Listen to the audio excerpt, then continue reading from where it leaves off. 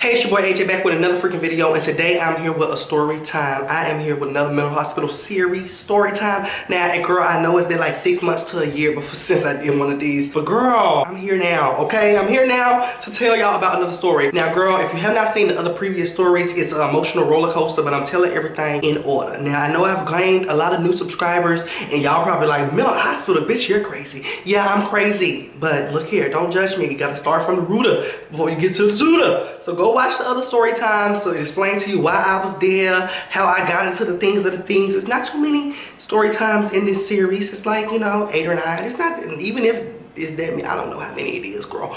But I'm here with another story time because I'm telling everything in order, girl. And I got a long list of notes that I've been writing out. I've been so prepared to tell these stories for the last like 3 years, girl. So let me see if I can show y'all.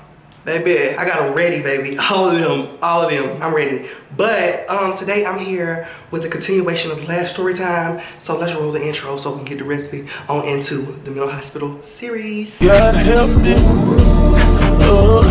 I think I'm insane. Okay, so I don't remember how the last episode left off or the last story time left off, but girl, if you are new here and you decided not to start with the other videos and this is the first video you want to start with, let me explain. Now girl, it's a lot of stories in this series because I was in the mental hospital from December all the way to June, so I'm talking about the whole experience. I even talked about Christmas, girl. You missed that, you gotta go back a couple stories, okay? But at this point, girl, I'm chilling in the hospital. I've been there for a while and I'm thinking I'm Queen Sheba. Like I said, I didn't experience Christmas in there. Happy New Year. I think we heading towards Valentine's. But girl, I've been in there and I'm thinking I'm Queen Sheba because at this point I've been there longer than anybody else, which is that's crazy bragging rights. Okay, that is crazy bragging rights. But baby, I'm like, I've been here longer than anybody else, and at this point I'm eavesdropping to the staff conversation. Now I had a nurse. Now what was her name? Nurse Fatty. I had a nurse and I was always in her business, and she was talking to one of the men that ran the group. So it was always a nurse over in our unit. Now I was on a unit called Bridges, and that's where all, you know, the ghetto hoodlums would be. Okay, so that'd be where I was, girl. I was over there with the gangbangers, the fighters who were fighting the police, fighting their mama. You know, this is the before you go to jail. Okay, we're gonna send you here, okay? So it's not really even a mental hospital. We call it a behavior center, okay, girl? But in Bridges, it's broke off. So the boys are in the back, and it's like 6 rooms on this side, 6 rooms on that side, and then it's a glass door. And then we have the girls in the front, and it's 6 rooms on that side, 6 rooms on that side. Now normally it's like 2 beds in each room. Now, like I said in the last story time, I was minding the nurse's business and also one of the male staff that was over. So I was eavesdropping because I heard that a faggot was on the way. I heard that another one of me was on the way. So girl, I'm ready to see what the hell the tea gonna be. I'm ready to see who finna come up in here and steal all my little trade. I'm ready to see what's going on, girl, because I'm hearing what's going on. So I'm all in their business and I'm asking like, girl, when they get here, what they coming, da da da. Because usually when people are coming over to Bridges, they have to go through check-in. And let me tell you something about check-in, girl. Check-in is a 1.5-day process. I mean, they're understaffed, overworked. It's 50 million people in the lobby, 3 nurses to check you in and get you over to whatever unit. Because with this hospital, they had child and adolescent unit, which is the one I was on because I was like, I don't even know how old at the time. But they have child and adolescent unit. They have an adult unit, which is like, you know, 18 to maybe 40. And then also they have a geriatric unit, which is like, you know, 50 to KO. But girl, I'm over on the child adolescent unit, and you know that one check-in building, they have to check in all the child, they have to check in the adults, they got to check in the old folk, and it's only like 3 people in there running around. So it took a long time for the boy to come. Now I don't remember if this was early in the morning or late at night. I can't remember, but I know we were done socializing, or we didn't start socializing. I don't know if we were done socializing because it was late at night and he was on the way, or it was early in the morning and we hadn't begun socializing. But I remember vividly being in my room and peeking out peeking out to this man sashaying down the hallway. Now like I said, we was at the back and he had to walk like he was caught and beat through the hallway to get past the girls to get to us. And I said, oh yeah, he about to snatch up all my trade, girl. I ain't had too many. I had about a piece and a half. I had a piece and I had a piece that I was trying to convert over, but that ain't the story for today. Okay, so he's walking through. I'm like, okay, all right, Miss Cunt to the feminine or what? Now he walks through this has to be like a night. This has to be late at night, and I had to be like eavesdropping in their business, because I remember seeing him come in and go in his room, but not seeing him for hours. So it couldn't be early morning because we had to go to breakfast. So I guess this was night. Oh my goodness, I'm horrible in brain. Okay, this happened when I was in the 9th grade. Okay, so this happened years ago.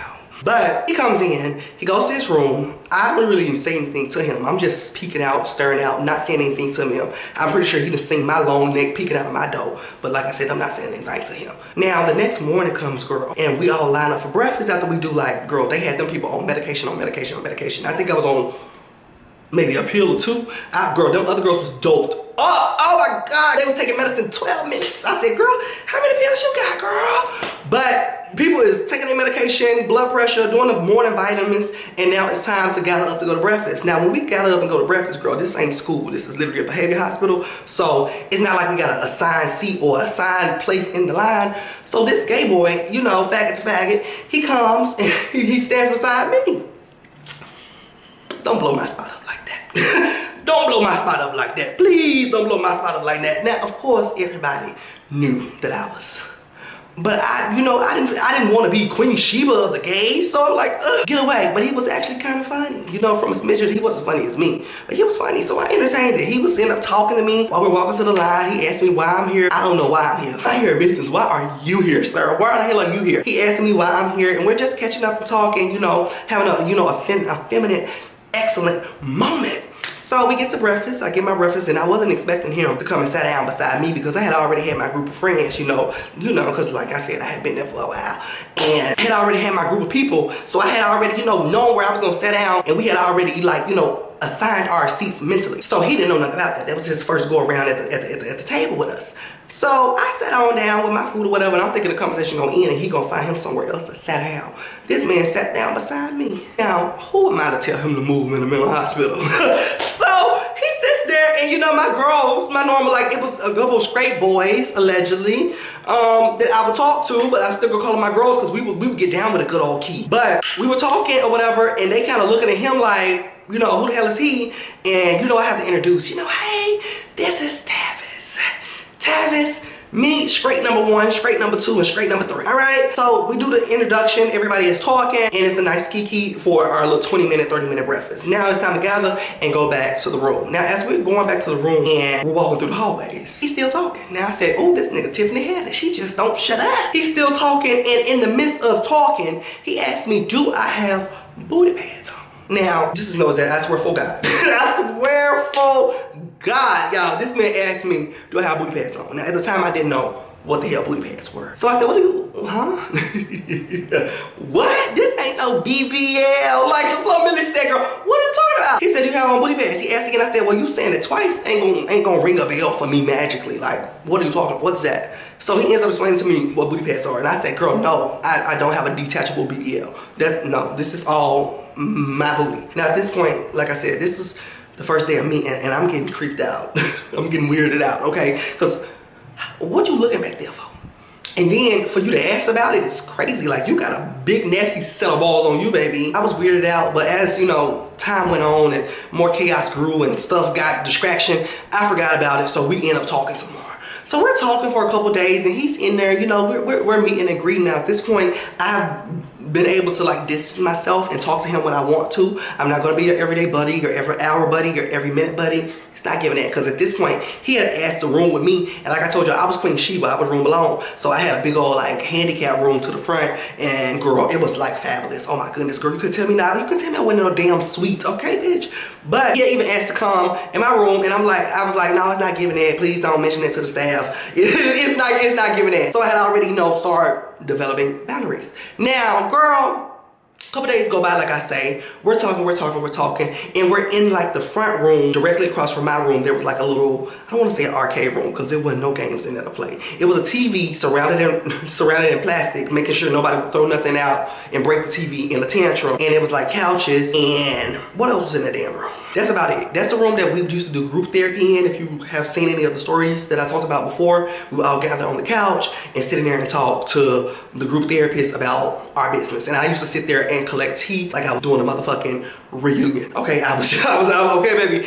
But we're using this room for leisure time. We're like we're in there watching TV. They got like some team. They got what? No, it wasn't. That wasn't out just yet. I was gonna say they were watching March Madness, but I remember I don't think we was in March just yet, so it wasn't March Madness. But side note, girl, when March does come, I remember losing my fucking mind because every day when we would gather and go in that room to watch TV, them straight boys wanted to watch March Madness and sports. I want to cut my eyes out. But back to this story. Now, we're in the room talking, watching TV, and other people are like dipped off and on other sections, and other people are in their room chilling with their roommates, because like I said, it was other people in the rooms. It's like 2 or 3 beds per room. Some rooms got 3 beds, some rooms got 2. My room had 1, okay?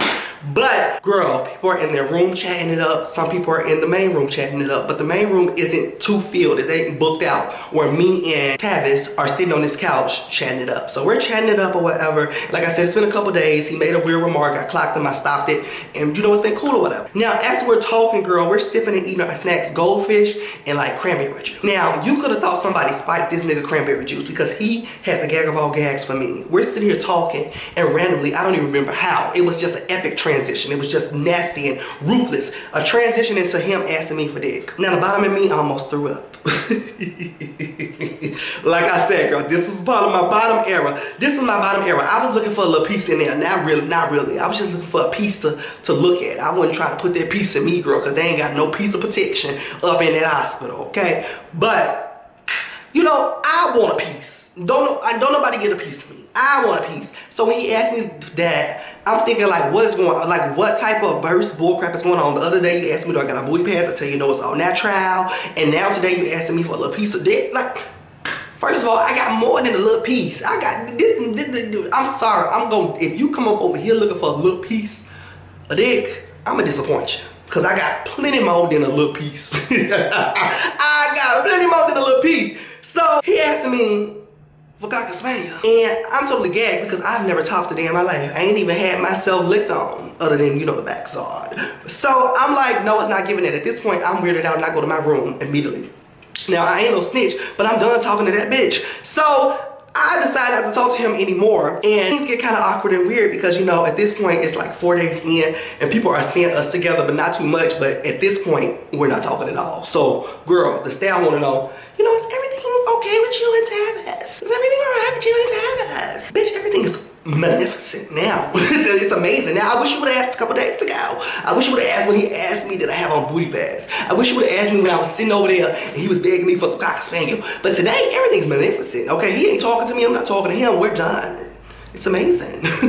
Now, girl, the time goes on, and like I said, we didn't really talk much. It was more of a hey, bye, because I was really weirded out about the situation. But like I said, I wasn't no snitching. Like, well, girl, I was a dollar, but out of 100% of being flattered, I was about 2% of flattered because didn't nobody ask. Ain't nobody ever asked nothing from me. Ain't nobody ever wanted me in that vulnerable way before. But it was too much for me. It was too much for me. Definitely in the damn mental behavior hospital. It was crazy. Now, normally in the hospital, girl, people would stay an average of 4 to 6 days. Okay. Now, if you were showing your ass, girl, which I have a lot of stories about people showing their ass because things about to crank up. Girl, when springtime came, them niggas start coming through causing hell. So we about to get into the ghetto of ghettos. But girl, usually if you're behaved, you do like a 4 to 6 day stay, okay? Now, if you're not behaved, you do about a 7 to 14 day stay.